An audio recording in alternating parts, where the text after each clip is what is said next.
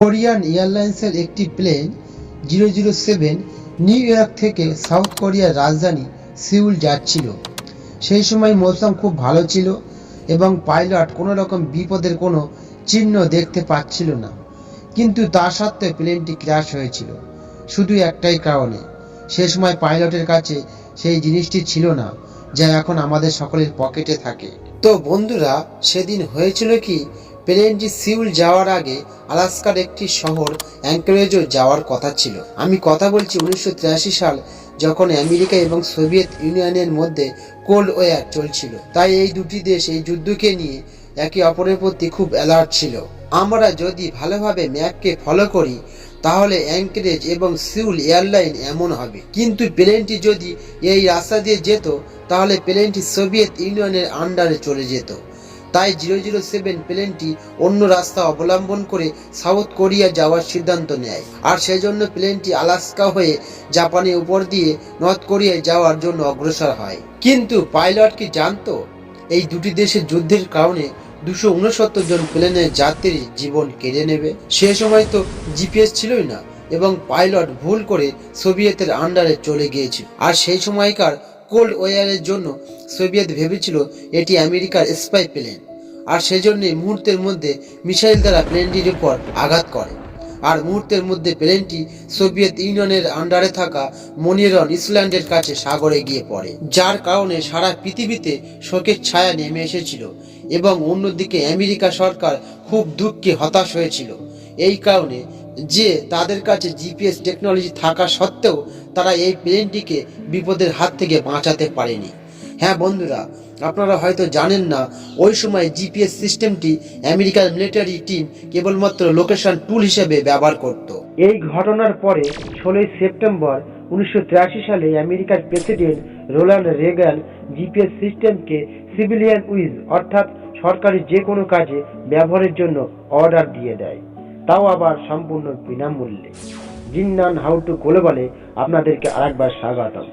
আগেকার মানুষ মরুভূমিতে চলার সময় আকাশের তারাকে দেখে দিক এবং নিজের অবস্থান নির্ণয় করত, কিন্তু এখন আমরা আমাদের অবস্থান নির্ণয়ের জন্য আমরা আকাশের তারা নয়, আকাশে ঘোরা স্যাটেলাইটের অবলম্বন করে থাকি। এখন গাড়ি, মোবাইল ফোন, জাহাজ নেভিগেশন, এমনকি কুকুরের বাচ্চাকে ট্র্যাক করা খুবই সহজ হয়ে গেছে। আর এই সকল কাজকে সহজ করে তুলেছে এই ছোট্ট চিপ, যাকে জিপিএস অর্থাৎ গ্লোবাল পজিশনিং সিস্টেম বলা হয়।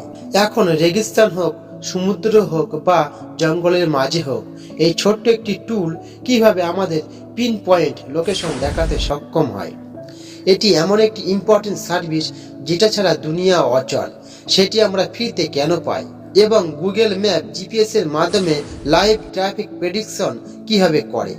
এইসব প্রশ্নের উত্তর পেতে আগে আমাদের জানতে হবে জিপিএস কিভাবে কাজ করে। আমরা সকলেই জানি আমাদের ফোনে একটি লোকেশন রিসিভার থাকে। আমরা যখন ফোনের লোকেশন সার্ভিস অন করি তখন ওই ফোনটি পৃথিবীর অরবিট করা 24 জিপিএস স্যাটেলাইট থেকে সিগন্যাল রিসিভ করতে থাকে, কিন্তু ওই সিগন্যালে আমাদের লোকেশন থাকে না, থাকে শুধু টাইম। স্যাটেলাইটে একটি অ্যাটমিক ওয়াচ থাকে, যাকে অ্যাকুরেট ওয়াচও বলা হয়। স্যাটেলাইটের তার নিজের লোকেশন জানা থাকে, কিন্তু আমাদের ফোনের নয়।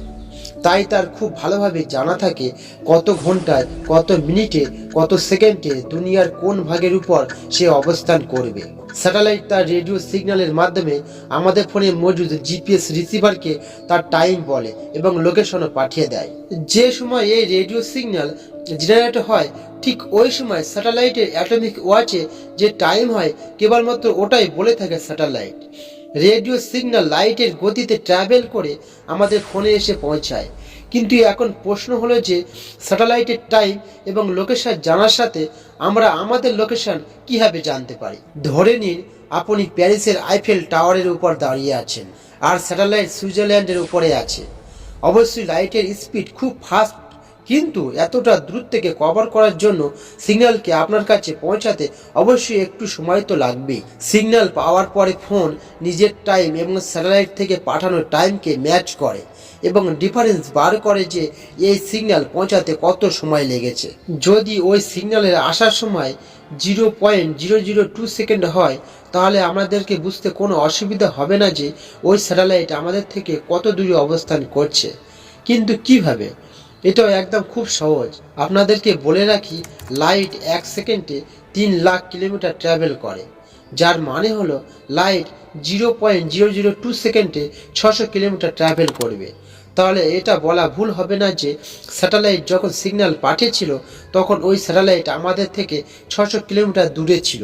আমাদের ফোন স্যাটেলাইটের লোকেশন সুইজারল্যান্ড থেকে 600 কিলোমিটার রেডিয়াসে একটি সার্কেল ড্র করে। এ থেকে ফোন এইটুকু তো জেনে যায় যে সে ওই সার্কেলের কোনো না কোনো বর্ডারের কোনো না কোনো কোণে অবস্থান করছে। বাট এই সার্কেলটি অনেক বড়, তাই আমাদের ফোন এই এত বড় সার্কেলের মধ্যে কোথায় অবস্থান করছে সেটা জানা খুবই কঠিন। তাই এই লোকেশনকে অ্যাকুরেট করার জন্য এইসব প্রসেস অন্য আরেকটি স্যাটেলাইটের দ্বারা করা হয়, যাকে আমরা স্যাটেলাইট বি নাম দিলাম। ধরে নিন এই মুহূর্তে স্যাটেলাইট বি স্পেনের উপর অবস্থান করছে, আর আমাদের ফোন এই সমস্ত ক্যালকুলেশনের মাধ্যমে নির্ণয় করেছে যে স্যাটেলাইট বি আমাদের থেকে 1100 কিলোমিটার দূরে অবস্থান করছে। তাহলে এখন আমাদের ফোনের রাডারে একটি নয় দুটি সার্কেল অবস্থান করছে, যথা স্যাটেলাইট এ এবং স্যাটেলাইট বি। এখন এই দুটি সার্কেল যেখানে একে অপরের সাথে ইন্টারসেক্ট করবে আমাদের ফোন সেখানেই অবস্থান করবে। এই লোকেশনকে অ্যাকুরেট পিন পয়েন্ট করার জন্য আমাদের ফোনকে কমপক্ষে 4টি স্যাটেলাইট থেকে সিগন্যাল রিসিভ করতে হয়। এইভাবে যত বেশি সার্কেল তৈরি হতে থাকবে আমাদের ফোনের লোকেশন তত বেশি অ্যাকুরেট হতে থাকবে। তো বন্ধুরা, এই সমস্ত প্রসেসের মধ্যে শিক্ষণীয় ব্যাপার হলো লোকেশন সার্ভিসের সবচেয়ে বড় তাল্লুক টাইমের সাথে যুক্ত থাকে।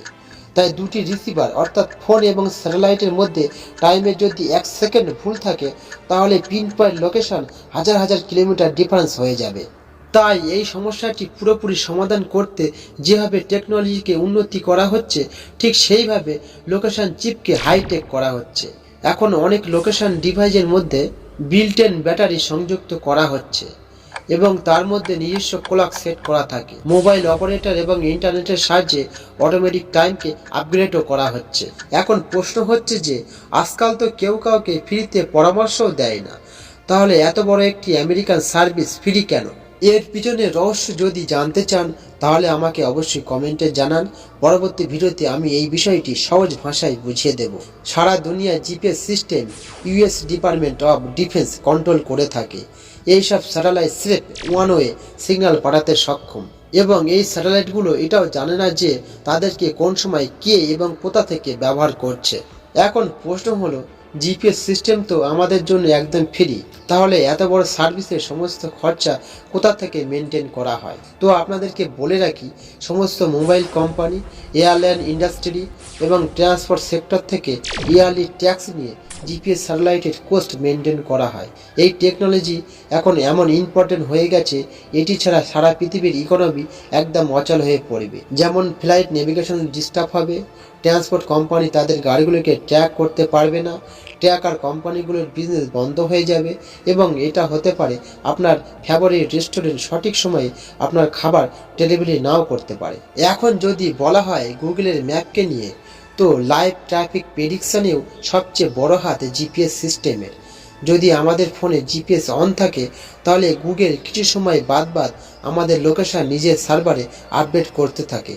এ থেকে গুগলের এআই বোটস বুঝতে পারে যে লোকেশন এ থেকে লোকেশন বি পর্যন্ত আমরা কোথাও দাঁড়িয়েছি কিনা এবং আমাদের স্পিড কত ছিল। গুগল এই একই ইনফরমেশন ওই রোডে থাকা অন্যান্য মোবাইল থেকে সংগ্রহ করে থাকে এবং ওই সমস্ত ইনফরমেশনের ভিত্তিতে গুগল নির্ণয় করে যে এই রোডের অ্যাভারেজ স্পিড কত এবং এই রোডে দিনের কোন সময় সবচেয়ে বেশি জ্যাম হয় এবং কোন সময় এ রাস্তায় খুব সহজে যাতায়াত করা সম্ভব। এই সমস্ত ইনফরমেশন হাজার হাজার ফোনের লোকেশন সঞ্চয় করে তবেই নির্ণয় করে গুগল। তো আমার প্রিয় বন্ধুরা, আশা করি এখন জিপিএস সিস্টেম সম্বন্ধে সব কিছু বুঝে গেছেন। আর যদি কিছু বুঝতে না পারেন তাহলে আমাকে অবশ্যই কমেন্টে জানাবেন, এর উত্তর অবশ্যই আপনারা পেয়ে যাবেন। এখানে আমি বিদায় নিচ্ছি, আপনাদের প্রিয় বন্ধু এসকে জিন্নান আলী। আবার দেখা হচ্ছে আগামী কোনো একটি ভিডিওতে। ততদিন সকলেই ভালো থাকবেন এবং সকলকে ভালো রাখবেন।